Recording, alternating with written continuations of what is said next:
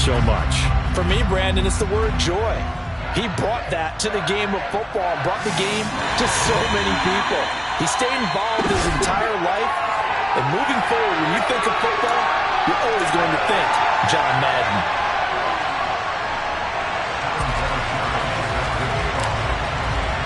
The Coliseum back to its original 70s glory. What a scene in the East Bay. And we're underway in the John Madden Legacy game. And they'll get him down inside the 30 to 27. So it's the NFC stars who will get the ball first. And Charles, as we alluded to, we've got a different era of coach on each sideline. So the man coaching this NFC squad, we'll call him Young John Madden. This is a coach who was trying to establish a foothold in the NFL and on the cusp of doing it very successfully. Yeah, you think back to that period, those early days as the coach of the Raiders, the late 60s in the AFL and then in the NFL in the early 70s. The coach was a guy who was ahead of his time. The Raiders were one of the first teams to have mini camps, one of the first to film practice, because he wanted to practice coaching as much as he could. And his teams, they were successful right from the start of his head coaching tenure. So as we mentioned at the top, well, let's take you through the life of John Madden. And, you know, it's very fitting that we're here back in the Bay Area, not just because John's so associated with Raider football, but also because this was where he spent his formative years. Yeah, he grew up over in Daly City with his buddy John Robinson, who would also become an NFL head coach. And he played his high school ball at Jefferson High, eventually wound up playing tackle at the University of Oregon, and later Cal Poly San Luis Obispo. Played well enough that in 1958, he was a 21st round draft pick of the Philadelphia Eagles. That's right, the draft had 30 rounds then. Now, Charles, you mentioned Coach was a 21st round draft pick back in 1958. Was the Philadelphia Eagles who selected him. But unfortunately for John, knee problems, they just continued to dog him. He was hurt in his first training camp, actually never saw the field as a player in the NFL. But it was still during his time with the Eagles, you and I were talking about this before going on air, that you could start to see the light bulb going on for what his career path might entail. And it went on in a big way, didn't it? Because while he was rehabbing his knee, he started to spend a lot of time breaking down film with the Eagles, with quarterback Norm Van Brocklin, the future Hall of Famer and future head coach in the NFL. Remember, Norm Van Brocklin coached with the Falcons, he coached with the Vikings. And he's there during that time. I think Coach Madden realized his love of football and love for teaching, combining all that together, and that meant being a football coach. So in 1960, he began his coaching career at a small college south of San Luis Obispo called Allen Hancock, and then later at San Diego State University under another legendary coach, the guy who could throw it around pretty well, Don Coryell. Well, Charles, you know, it was in the early 1960s that a young John Madden made the acquaintance of the owner of the Oakland Raiders, one Al Davis, of course, and the two, they really bonded, would become one of the best owner-coach duos in NFL history. And this is caught inside the 5. They're able to convert on third down, and that sets up a 1st and goal. Some guys just simply have it, and Randy Moss is one of those guys. His big playability, once again on display right there. That's what he's known for. He averaged 15.6 yards per reception during his playing days, highest career yards per catch average for any player with 900 or more receptions. And he's going to get this back to the 3-yard line and no further. No gain on the play that time, and it sets up 2nd and goal. He shows you right there, he can do more than just cover in the secondary from that free safety position. Yeah, the evolution of position has really been significant, hasn't it? Because a lot of teams no longer have a free safety, strong safety designation. They just have safeties. So wherever the ball is, one can be close to the line of scrimmage, one can be deep, and vice versa. On that play, how about that tackle we just saw? Pretty nice. Over the middle, it's complete. Touchdown! Jerry Rice from 3 yards out. And the NFC takes it all the way down the field to score on their opening drive. Jerry Rice in the end zone is a sight we are sure used to seeing. Not only does he have the most receiving touchdowns in NFL history, he was also the fastest to get to 100. It took him, I think we've got it here, 120 games to get to 100. Just staggering. A staggering number, but you have to remember with Jerry Rice, it wasn't just great hands. It wasn't speed. It was the collective, the work ethic to prepare, and the route running, it was second to none. Following the touchdown, here's Anderson to kick it away. Dante Hall going to bring it out of the end zone.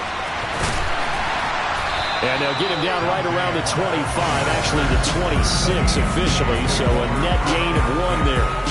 So, Charles, as mentioned, we've got another Coach Madden over here on the AFC sideline. Of course, his Raiders, members of the AFC West. So this is a conference he battled in for his entire career. And you think about the landscape of the NFL as he was getting into the back half of his tenure. It was a golden era for coaches. You had Don Shula, Tom Landry, Chuck Noll, Bud Grant. But it was John Madden who had the best winning percentage of them all, CD. 759, the best ever. Brandon, it's hard to believe he could be so successful in a conference with all those great teams. The Steelers won 4 Super Bowls. The Dolphins won 2 and were a mainstay in the playoffs. The Colts were tough. The Broncos came on late and went to a Super Bowl themselves. But against Hall of Fame coaches, John Madden's record, 36, 16, and 2. That's pretty incredible. His Raiders were a factor each and every year. On 1st and 10, here's Brady. This will be caught once again by Brown. Charles, you talked about John Madden and the Raiders going on a ride. Well, try these numbers on for size. In 10 seasons as a head coach, the Raiders won their division 7 times. They finished second the other 3 times, and he became the youngest coach to amass 100 career regular season victories and is still, to this day, the franchise leader in wins. And when you think about it, that's where that rivalry with Kansas City really... The AFC with a football here to begin the second quarter, as they've got it with a 3rd down coming up. We'll see what they have drawn up here. A little bit behind the line. 12 yards needed to gain a 1st down. He finds his man, complete. It's Gonzalez. And a nice job there defensively. They get him to the ground short of the 1st, right around the 42.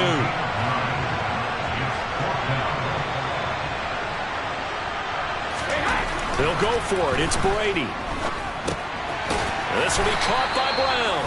Charles, you think about all the success that John Madden had as an NFL head coach, and he had plenty, and we talked about it, including the 10 straight winning seasons, a Super Bowl title. But like any great coach, he also suffered through a few tough losses along the way as well. And Brandon, those tough losses came in high-stakes games because they always had such great success. Think about it this way. 6 times in his 10 years, the Raiders were knocked out near the AFL championship game or the AFC championship game. It might be a divisional round exit. That's the one that bothered him most of all. 3 River Stadium, December 1972. Yes, the Immaculate Reception game. Franco Harris grabbing the ball that was deflected. Almost at his shoe tops, he picked it up and took it in for a game-winning score to give the Steelers a 13-7 victory. And partner, anyone who loves black and silver still doesn't believe that ball hit anyone in black and silver that day, and that play should never have counted. Throwing is Brady on 3rd down. That's caught by Andre Reed. And he'll be taken down at about the 22-yard line. The CD, we spoke of some of the Raiders' tough playoff losses through the decade of the 70s, but for one shining season, they put it all together, and that was 1976.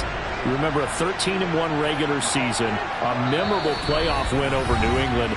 They dominated the Steelers 24-7 in the AFC title game, and then a meeting with the Minnesota Vikings in Super Bowl 11. Oh, Brandon, what a game that was down at the Rose Bowl in Pasadena. A gorgeous 53-degree day, perfect for football. Raiders got out to a 16-0 lead at the half, and Clarence Davis, no relation, although I would certainly claim him strong on the ground, 137 yards rushing. How about Freddie Blitnikoff, the MVP of that game, catching everything that came his way? Kenny Stabler running the offense with precision, and we all remember the one that sealed it, the grand old man himself, Willie Brown, with the laser-focused eyes, picking off Fran Tarkenton and taking it 75 yards for a touchdown. 32-14, the final score. Raiders have their first Super Bowl title, and we got the iconic shot of Coach Madden being lifted on the shoulder pads of his players and carried aloft as a Super Bowl champ. They'll come to the line here, needing 9 yards to pick up the first. Here's Brady to throw. That's complete to the fullback, Ricard. And he gets it inside the 10 to the 9. They're able to convert on third down, and that sets up a 1st and goal. A very important third down conversion right there, because when you're trailing and find yourself this deep in enemy territory, the kicker's not even part of your thought process. You got to make it pay off with 6. Nice connection right there to set up 1st and goal. 2nd and goal from inside the 5. They stay on the ground with Allen. And not able to break away this time as they're going to stop him right around the line of scrimmage. Now the AFC going to use the first of their timeouts as the clock will stop with 21 seconds to go here in the first half.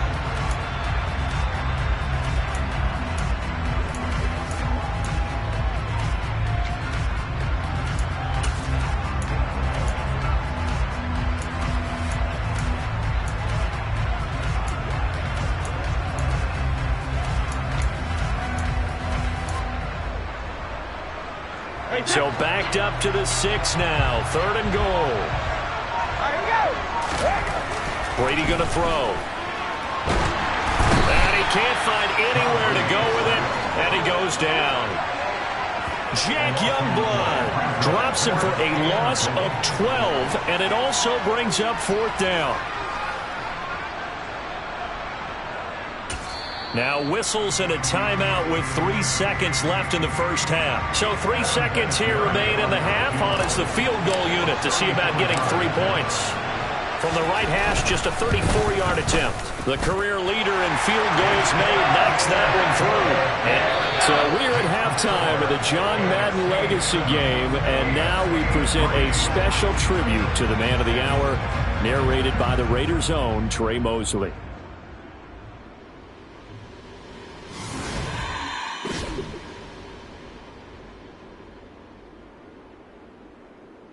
What comes to mind when you hear the name Madden?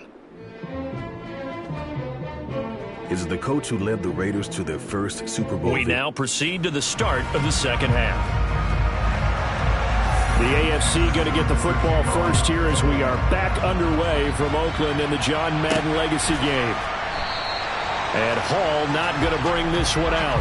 Now the AFC making their way out, and it's one of Coach's favorites, another local guy, Tom Brady, who will be at the controls.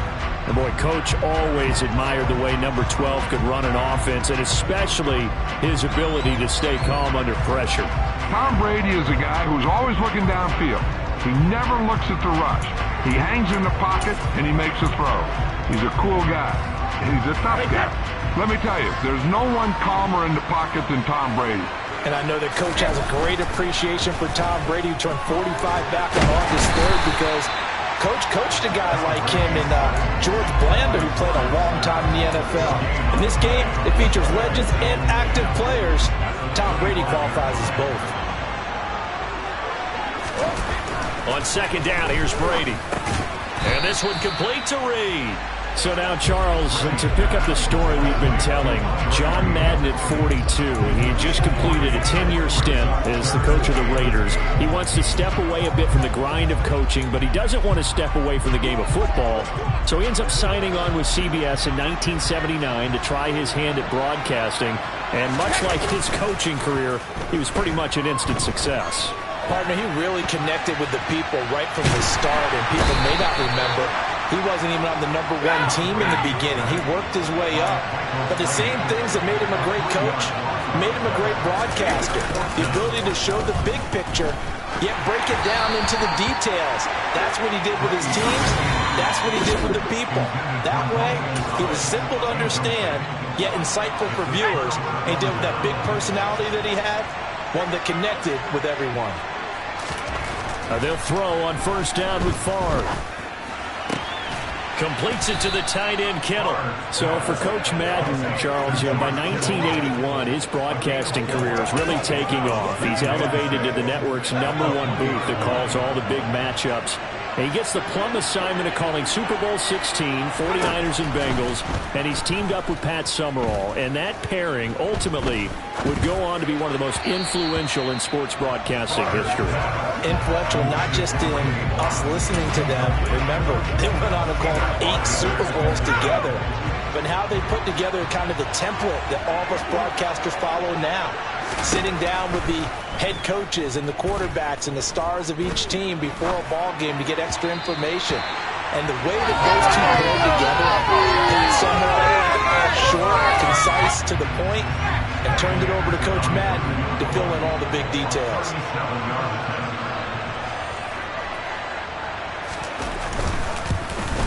The Hall of Famer's kick is good, and they push the lead up to a touchdown now at 10-3. So the starting field position was terrific following the surprising turnover on downs, but the end result, only 3 points. Simply stated, I think you have to look at that as a missed opportunity. Here comes Hall. He's going to bring it out. And able to take it past the 25 and up to the 28-yard line. For the AFC offense heading back out. You know, Charles, Coach really loved to utilize his tight ends in the passing game. You think about Dave Casper, Hall of Famer for those great Raider teams. And I think he saw a lot of Dave Casper in an all-Madden staple, Tony Gonzalez. Tony Gonzalez is the type of tight end I think everyone's looking for. He's a guy that can make some big plays from that tight end position. Let me tell you, you better make sure you have him accounted for on every play. And that's exactly right, because Dave Casper, he could shred defenses down the middle of the field.